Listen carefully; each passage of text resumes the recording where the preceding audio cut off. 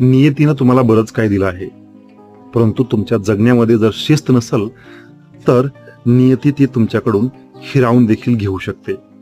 मित्रांनो, मी असं का बोलतोय याचं कारण आहे विनोद कांबळे.